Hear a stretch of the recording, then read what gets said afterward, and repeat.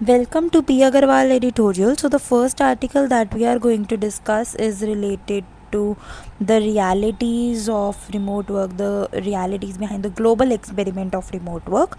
तो basically remote work को आजकल ऐसे देखे जाने लग गया था कि जैसे वही फ्यूचर है, और कोविड-19 के बाद से ये बहुत ज़्यादा पॉपुलर भी हो गया था। तो रिमोट वर्क के लोगों की ड्रीम और रियलिटी में क्या फ़र्क है, हम उसकी बात करेंगे। तो रिमोट वर्क को एक फ्यूचर की मतलब ऐसे देखा जा रहा है कि फ्यूचर ऑफ लेबर यही है। तो काफ़ी वर्कर्स ग्लोबली सबकी मतलब इच्छा होती है काफ़ियों की कि हमें फ्रीडम और फ्लेक्सिबिलिटी से काम करने का मौका मिलेगा अगर हम घर बैठ के करेंगे, रिमोट अपना रह के करेंगे, कंपनीज़ वगैरह में नहीं जाना पड़ेगा, सुबह तैयार होने का झंझट, फिर वापस आने का, फिक्स्ड आवर्स बैठना, घर पे अपनी फ्लेक्सिबिलिटी, अपना फ्रीडम, अपना रूटीन एक फ़ॉलो हो पाएगा। पर रियलिटी में क्या होता है कि बहुत कम लोग ही एक तो रिमोट वर्क सेटअप में आइडियली काम कर पाते हैं जिस तरह वो करना चाहते हैं, क्योंकि उल्टा ही बहुत ज़्यादा एक्सप्लॉयटेशन एक तरह से हो जाता है कि कंपनीज़ फिर किसी भी टाइम आपको काम कह रही है, एक फ़िक्स्ड आवर्स तो चलो वैसे भी नहीं बन रहे हैं, मतलब उसमें और थोड़ा ज़्यादा वो चीज़ें हो जाती हैं। ग्लोबल सर्वे फाइंडिंग्स में क्या कहते हैं कि जो 16,000 प्लस कॉलेज एजुकेटेड वर्कर्स हैं 40 कंट्रीज़ में, उसको इन्होंने कवर किया। और आइडियल रिमोट डेज़ जो ग्लोबल एवरेज है वो है 2.6 पर वीक, और एक्चुअल ग्लोबल एवरेज जो है वो सिर्फ 1.27 डेज़ पर वीक है, और वो ड्रॉप कर रही है करी है। उसके बाद यूएस, यूके, कनाडा में 1.6 रिमोट डेज़ पर वीक है, और एशिया में सिर्फ 1.1 डेज़ पर वीक है। ऑल्दो यहाँ एशिया में ज़्यादा हाई डिज़ायर है रिमोट वर्क की। रीजंस क्या है कि एशिया लैग कर रहा है, क्योंकि वर्क प्लेस जो कल्चर है वो वैल्यू करता है कि आप फिज़िकली आके बैठें।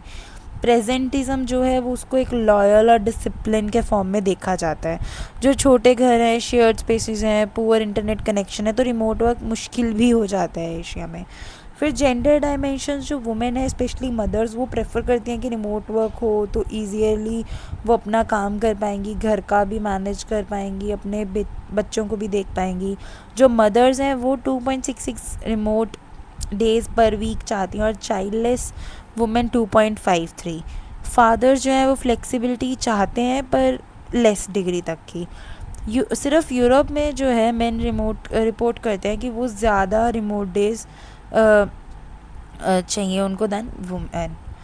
नेक्स्ट इज कोर इशू कहाँ पे आ रहा है, जो इज़ वुमेन्स प्रेफरेंस एम्पावरमेंट और a survival tactic to juggle child care and work. तो कोर इशू हम ये देख रहे हैं कि क्या वुमेन की प्रेफरेंस रह रही है।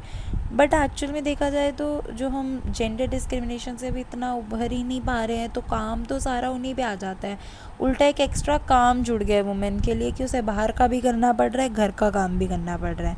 चेंजिंग मेल प्रेफरेंसेस, तो जो चाइल्डलेस मैन है वो रिमोट वर्क डिज़ायर करते हैं अपने फ्रीडम के लिए, हॉबीज़, हेल्थ के लिए। तो ये शिफ्टिंग कल्चर को मतलब दिखा रहा है कि कैसे पोस्ट पैंडमिक के बाद ये चीज़ें हुई। एम्प्लॉयर का कंसर्न क्या रहता है, उसे ऐसा लगता है कि टीम स्पिरिट नहीं रहेगी, ध्यान नहीं रहेगा, इनोवेशन नहीं आएगी। कुछ सेक्टर्स में तो टूल्स भी, रिमोट एरियाज़ में आप वर्क नहीं कर सकते हो बिना टूल्स के। फिर कल्चरल हैबिट्स जो इन ऑफिस में वर्क की हैं वो फिर भी डोमिनेट करती हैं। हेल्थ एंड वेलबींग रिस्क, तो स्टैटिस्टा 2023 क्या शो करता है कि जो रिमोट वर्कर्स हैं वो ज़्यादा back x, head x, eye strain, joint pain, mental health issues, isolation, ये सब ज़्यादा फेस करते हैं। और ज़्यादातर होम्स में इतना प्रॉपर आपके पास सेटअप भी नहीं डिज़ाइन है कि आप फुल टाइम काम कर सको वहाँ पे। तो इन ड्रॉबैक्स के बावजूद जो रिमोट वर्क ऑफर्स हैं वो क्या, मतलब रिमोट वर्क जो है वो क्या ऑफ़र कर रहा है आपको, एक वर्क लाइफ बैलेंस दे देता है बेटर, लेस कम्यूटिंग स्ट्रेस, आपको सुबह जल्दी उठ के तैयार होकर ऐसे भागना नहीं पड़ रहा है कि मुझे 9 बजे पहुंचना है या 10 बजे पहुंचना है, सेटिस्फैक्शन ज़्यादा देता है। Way forward hybrid plus policy support, तो जो हाइब्रिड मॉडल्स है जिसमें मिक्स है ऑफिस एंड होम का, वो सबसे ज़्यादा प्रैक्टिकल है। जो कंपनीज़ हैं उन्हें सेफ प्रोडक्टिव होम सेटअप्स में इन्वेस्ट करने का मौका मिल रहा है। हेल्थ रूटीन्स इनकरेज हो रहे हैं। गवर्नमेंट्स है उन्हें क्या करना चाहिए, वो यूनिवर्सल ब्रॉडबैंड फैसिलिटी इंश्योर करें, होम ऑफिस स्टाइपेंड्स प्रोवाइड करें, फिर इंश्योर करें कि जो रिमोट वर्क के हेल्थ स्टैंडर्ड्स। और डीपर सोशल रिफ्लेक्शंस क्या है कि still if women still carry the most caregiving duties, तो is this a real equality. और क्या जो मेन रिमोट वर्क ज़्यादा प्रेफर कर रहे हैं फॉर फ्रीडम दैन फैमिली, तो ये क्या रिफ्लेक्ट कर रहा है कि उन्हें अपनी सिर्फ फ्रीडम के लिए करता है, उनका इतना कोई फैमिली वाला कंसर्न नहीं होता है जैसे लेडीज़ का रहता है ज़्यादातर. तो remote work is not just a work place change, it reflects a larger social transformation about trust, control and identity. Next article is universities everywhere are in crisis. तो बेसिकली इस आर्टिकल में हम क्या देख रहे हैं कि जो पहले कंसीडर किया जाता था कि फ्री थॉट इंक्वायरी यूनिवर्सिटीज़ उसका फेस हैं, वो तो वहाँ सारा कुछ फ्री थॉट है, वो आजकल पॉलिटिकल कंट्रोल फेस कर रहे हैं. तो क्राइसिस जो है वो सिर्फ एक रीजन तक कन्फाइंड नहीं है, वो काफ़ी जगह पे हो रहा है, US, India, Australia, Europe, middle east. तो यूएस जो कल्चर वॉर्स और फंडिंग कट्स हो रहे हैं, हम देख रहे हैं काफ़ी टाइम से यूएस में काफ़ी फंडिंग के जो कट्स हो रहे हैं कि एंटी अमेरिकनिज़म चीज़ें चल रही हैं वहाँ पे. ट्रम्प एरा का जो पॉलिसीज़ हैं वो वीज़ाज कट कर रहे हैं, फंडिंग को थ्रेटन कर रहे हैं ओवर आइडियोलॉजिकल डिफरेंसेस. फिर जो अफर्मेटिव एक्शन जो था वो एंड हो चुका है यूएस सुप्रीम कोर्ट इन 2023. देन जो प्रेशर है फ्री स्पीच का कि यूनिवर्सिटीज़ जो हैं उन्हें अडॉप्ट करना पड़ रहा है narrow definitions of antisemitism, example Colombia.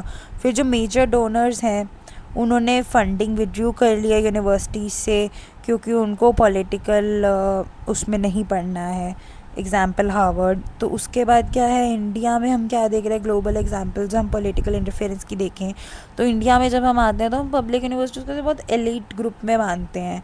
वहाँ पे बजट कट्स फील हो रहे हैं, डिसेंट सप्रेस किया जा रहा है, फैकल्टी को रीशफल कर दिया जाता है. यूजीसी मैंडेट करती है इंडियन नॉलेज सिस्टम्स, तो उनको नेशनलिस्ट आइडियोलॉजी प्रमोट करने के तौर पे देखा जा रहा है. जो फैकल्टी है वो काफ़ी प्रेशर फेस करती है. फिर ऑस्ट्रेलिया में humanities research under the excuse of कि नेशनल इंटरेस्ट उसके नाम पे करा जा रहा है. फिर हंगरी का अगर देखें तो जो सेंट्रल यूनिवर्सिटी है यूरोपियन यूनिवर्सिटी, उसको फोर्स्ड आउट किया जा रहा है वहाँ से. टर्की के काफ़ी एकेडमिक्स हम देख रहे हैं जिनको फायर किया जा रहा है कि for signing a peace petition. तो ब्राज़ील और फिलीपींस में सोशल साइंस की फंडिंग कट करी जा रही है. गल्फ़ कंट्रीज़ में वैसे ही बहुत ज़्यादा कंट्रोल है जेंडर रिलीजन के बेसिस पे. Rise of neo liberalism in education. तो मार्केट फोर्सेज जो है वो ट्रांसफॉर्म कर रही हैं यूनिवर्सिटीज़ को अपनी कॉर्पोरेट एंटिटीज़ में. फोकस है रैंकिंग्स, पेटेंट्स, एम्प्लॉयबिलिटी पे रादर दैन क्रिटिकल थिंकिंग. फिर सब्जेक्ट्स जैसे कि फेमिनिस्ट स्टडीज़, सोशियोलॉजी, हिस्ट्री, इन सब को अंडर वैल्यू किया जा रहा है. जो स्टूडेंट्स हैं वो ज़्यादातर कस्टमर्स बन गए हैं और जो फैकल्टी है उसको डिस्पोजेबल के तौर पे देखा जा रहा है. ट्रस्टीज़ जो है वो ज़्यादा फोकस करते हैं ब्रांड पे रादर देन नॉलेज. तो जो फार राइट एक्सप्लॉइट कर रहा है इस लॉजिक को, पोर्ट्रेइंग की यूनिवर्सिटी जो है वो ऑब्सेडिशन जोन्स हैं वाइल कटिंग दी पब्लिक फंडिंग.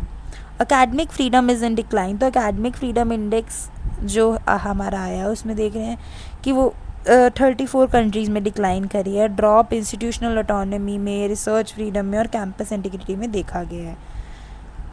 इरोडिंग जो एकेडमिक फ्रीडम है उससे हम देख रहे हैं क्या क्या प्रॉब्लम्स आ रही हैं कि ग्लोबल क्राइसिस अराइज हो रहे हैं उससे, climate change, artificial intelligence, threats to democracy. जब चीज़ें पढ़ी ही नहीं जाएंगी, फ्रीडम दी ही नहीं जाएगी चीज़ों रियल इश्यूज़ पे काम करने को, तो कैसे होंगी चीज़ें. Resistance and hope.